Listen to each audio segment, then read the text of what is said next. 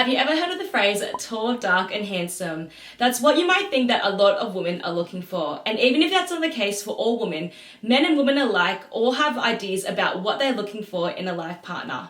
In today's video, we're going to be looking at lists, what they are, how to write them, and how to use them well.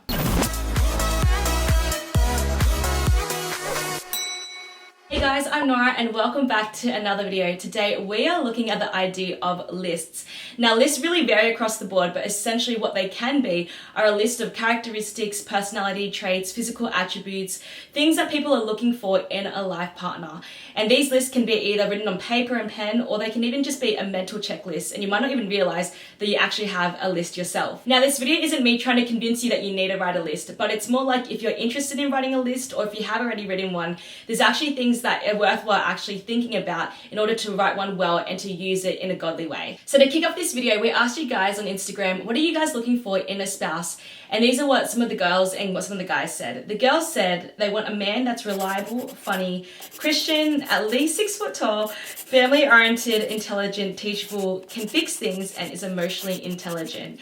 And the guys said they were looking for a woman that's trustworthy, independent, loves dogs, loves Jesus, likes the gym, is mature, can cook, is adventurous, and is honest. Now, if we look at some of those examples, we kind of can see that some of them are probably more important than others.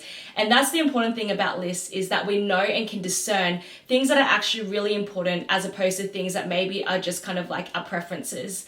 And if we're not careful, we can end up putting too much emphasis on things that are kind of actually not that important in the long term, things that actually don't help to add value to a relationship or to build a kingdom marriage. Often lists can end up also being kind of like a shopping list where we have a consumer mentality of just wanting certain things in a partner, and we don't actually really sit down to assess what is at the core conviction of each thing that we write down. But if we learn to write lists that are done with discernment and also with wisdom, then they can actually be really helpful. I know for myself personally, it's been super helpful when I also have been more emotionally driven in situations and I need something to kind of give me a standard of knowing what I am looking for and hold to those values as well. So how do we write a list that is helpful and not harmful?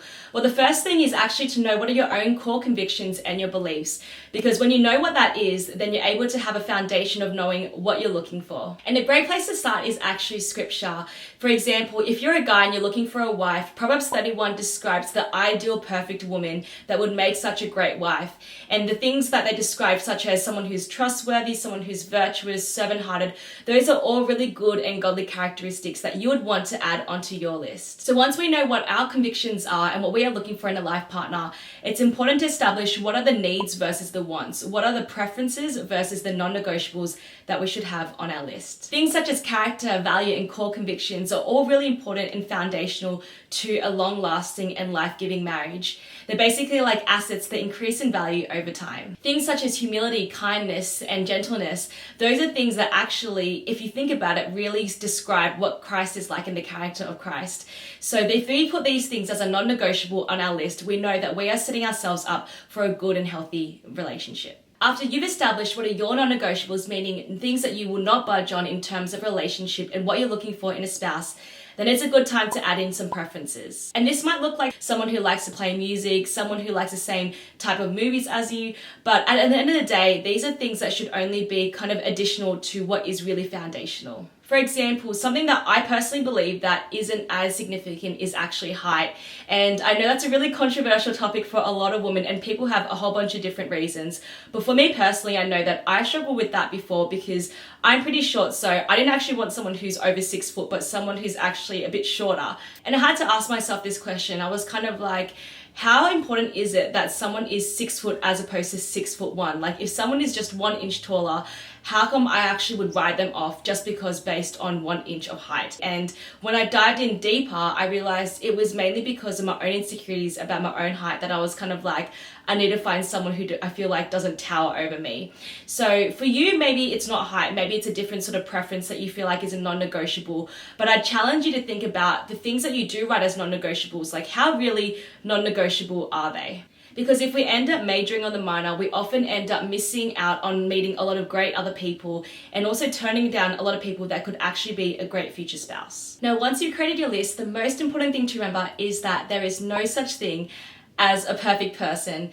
Yes, you have a list, but essentially the list's purpose isn't to make sure that you have someone who ticks off every single thing on there, but it's just a guide of what you're looking for in a life partner. Kathy Keller says it really well. She says most people, when they are looking for a spouse, are looking for a finished statue when they should be looking for a wonderful block of marble.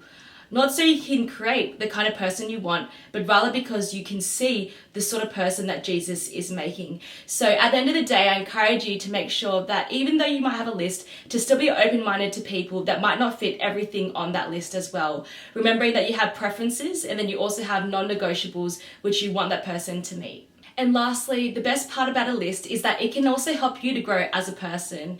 By looking at the list of what you want in a life partner, you should also ask yourself, do I match up to this list? And how am I going to become a person like the person that I'm looking for? Thanks for watching this video, and if you have a list yourself of things that you're looking for in a life partner, comment them down below of what are your negotiables and non-negotiables.